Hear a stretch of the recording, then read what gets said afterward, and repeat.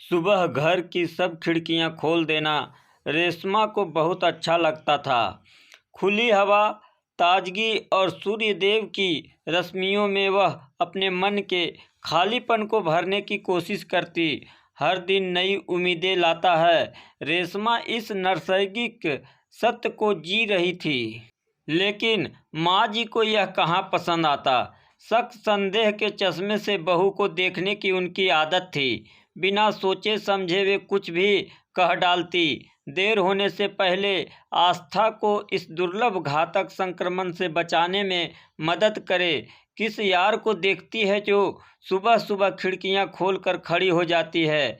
कहते हैं तीर तलवार शायद इतनी गहरी चोट ना दे सके जितने शब्द घायल कर जाते हैं। यहाँ तो रोज का किस्सा था।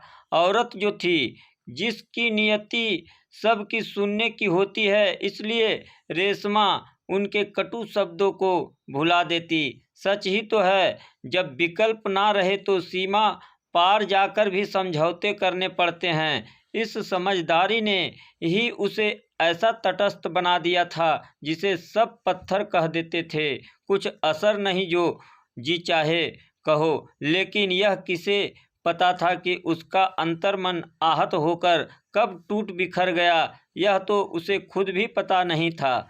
उसके मायके को लेकर ससुराल में खूब बातें बनती। रोज रोज के ताने रेशमा को अब परेशान नहीं करते।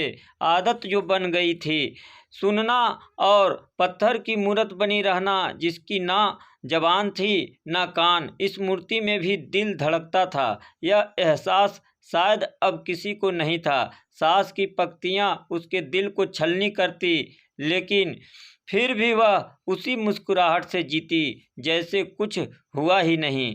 कितनी अजीब बात है, बहू मुस्कुराए तो बेहया का तगमा पाती है, बोले या प्रतिकार करे तो संस्कारहीन।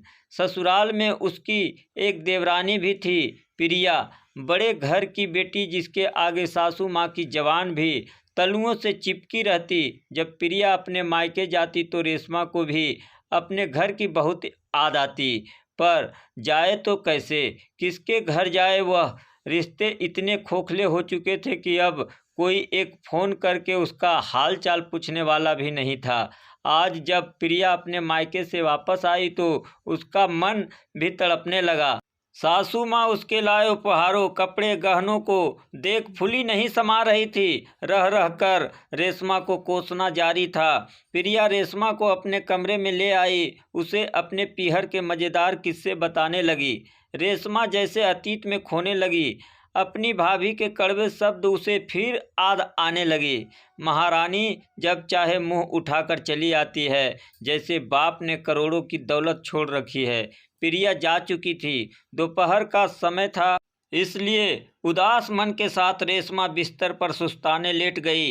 अतीत की यादें, कटु स्मृतियां चलचित्र की तरह मन मस्तिष्क में साकार होने लगी। पापा दुनिया से विदा हुए तो पीहर का रास्ता हमेशा के लिए बंद हो गया। माँ बचपन में ही गुजर गई थी। पापा ने ही दोनों भाई बहनों को संभाला था। यह सच था कि उन्होंने कभी माँ की कमी महसूस नहीं होने दी थी। रेशमा ने छोटे भाई को ऐसा ही ममता भरा प्यार दिया जैसा बच्चा अपनी माँ से उम्मीद करता है। उम्र में वह 3 साल बड़ी भी तो थी, लेकिन बचपन से उसे बड़ा भी तो बना दिया था। मासूमियत छीन गई, लेकिन भाई दीपक भी उस पर जान छिड़कता था। समय पंख लगाकर ऐसे उड़ा कि पता ही ना चला कि गुड्डे गुडियों से खेलते हुए कब बड़े हो गए। पापा जल्दी से अपनी जिम्मेदारी से मुक्त हो जाना चाहते थे।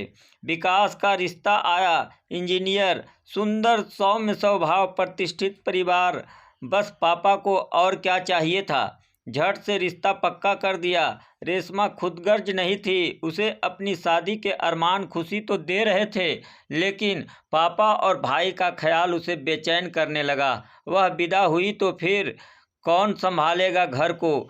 नारी के बिना घर घर नहीं हो सकता। भाई के प्रति असीम प्रेम और पिता के स्नेह को समझ रेशमा ने जिद पकड़ ली। मैं शादी करूंगी तो एक ही शर्त पर, भाई की शादी भी उसके साथ हो। किसे पता था कि यह प्रेम ही आगे समस्या बन जाएगा।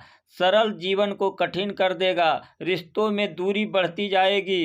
सबको झुकना पड़ा और 7 दिनों के अंतराल पर दोनों की शादी संपन्न हो गई। रेशमा ससुराल के लिए विदा हुई तो पीहर में उसकी भाभी आ गई। बहुत खुश थी रेशमा। कुदरत ने बहुत दिनों बाद कुछ ऐसा सुखद दिया था जिससे उनकी अधूरी जिंदगी पूर्णता की ओर कदम बढ़ाने लगी थी। लेकिन जिंदगी इतनी सरल कहाँ होती है। मन का सोचा पूरा हो जाए तो क्या कहने। नई जिंदगी में रेशमा के सपने अर्थार्थ की कठोर धरा पर शीघ्र ही दम तोड़ने लगे। विकास बहुत अच्छे समझदार पति थे, लेकिन घर की स्थिति ऐसी थी कि वे खुले रूम में अपनी पत्नी का साथ देने की स्थिति में नहीं थे। प्रतिभाशाली होकर भी अभी बेरोजगार थे। दोनों ही सास ससुर पर निर्भर थे, इसलिए मजबूरियों से समझौता समझदारी था। पापा को शायद यह उम्मीद ना रही होगी, इसलिए रेशमा की शादी के बाद क्षुब्ध बेचैन रहने लगे। दूसरी तरफ दीपक भी अपनी पत्नी और पिता के बीच संतुलन बैठाने में पीस रहा था। पापा को देखने पहुँचे इसलिए रेशमा ने मुंह सील लिया, लेकिन पापा थे कि उसकी आंखों को पढ़ जाते। जितना वह छिपाने की कोशिश करती, पापा अनकही बातों को झट से पकड़ जाते। संतान के प्रति प्रेम ऐसा ही होता है जो बच्चे की हर बात को बिना कहे समझ जाता है। जिंदगी इसी का नाम है। अक्सर हम अपने घरों में वही व्यवस्था लागू करने की जिद करने लगते हैं जो बेटियां अपनी ससुराल में जीती है। नतीजा यह होता कि घर में लोग टूटने बिखरने लगते हैं। सच तो यह था कि रेशमा को कहीं चैन नहीं मिल रहा था। घड़ी ने टन-टन अलार्म बजाया। रेशमा जैसे चौंक पड़ी। उसे अपने जिंदा होने का एहसास हुआ। चेहरे पर पसीने की बूंदें झलक रही थी। वह उठी, एक गिलास पानी पिया और खाली कमरे में फिर अपने खालीपन से खेलने लगी। पुरानी यादें फिर से ना चाहते हुए भी उसके आगे नाचने लगी। जब पिता का देहांत हुआ तो 12 दिन भी उसने मायके में कैसे निकाले थे, वह कटु अनुभव उसे याद आने लगा। भाई दीपक बेचारा कितनी कोशिश करता रहा कि दीदी को कुछ महसूस ना हो, लेकिन रेशमा कोई बच्ची नहीं थी। वह समझ गई कि पापा के बाद उसका रिश्ता भी इस घर से टूट गया है। फिर एक दिन वह अनुभव भी हो गया जिसने रेशमा के सारे भ्रम तोड़ दिए। दीपक की जीत पर वह मायके चली गई। भाई के साथ बहन को देख भाभी का मुंह फूल गया। रात को रेशमा ने उनके कमरे से आती तेज आवाज़ों को सुन लिया।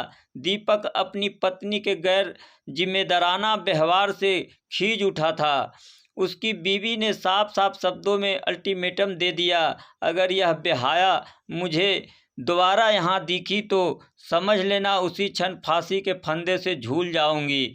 मुझे क्या बेवकूफ़ समझते हो? मुझे पता है यह मायके में क्यों मंडराती है। पूरी संपत्ति हड़पने के बाद तुम्हें सड़क पर ना ला दे तो कहना।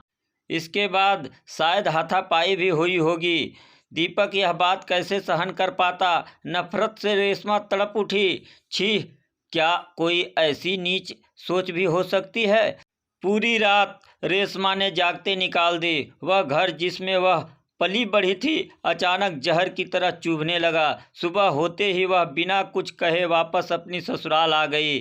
उसे इंतजार था कि दीपक आएगा माफ़ी मांगने, लेकिन वह नहीं आया। अब रेशमा को अपना फैसला सही लगने लगा।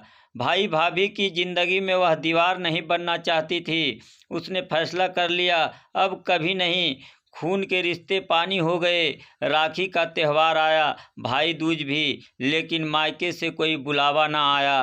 कहना आसान होता है, लेकिन भाई की सूरत देखने को रेशमा भी तड़पती।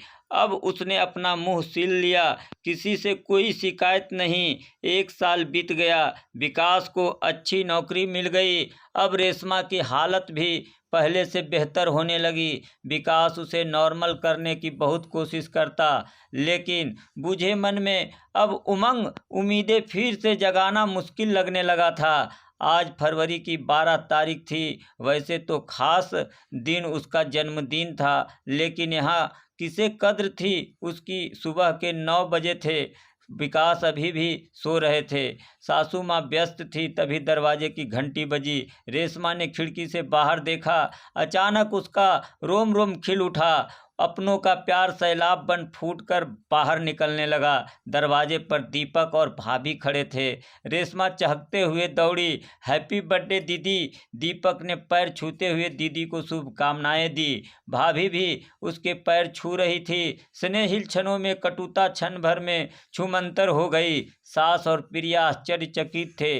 दीपक आज उन सब के लिए उपहार लाया था। रेशमा किचन की तरफ दौड़ी। ससुराल में बहू का सबसे बड़ा मेहमान भाई होता है। रेशमा के मन पर जमी बर्फ बहने लगी थी। भाई भी उसका हाथ बटाने रसोई में आ गई। दोनों खिलखिलाकर ऐसे बातें करने लगी जैसे पहली बार मिली हो। विकास भी उठ गए।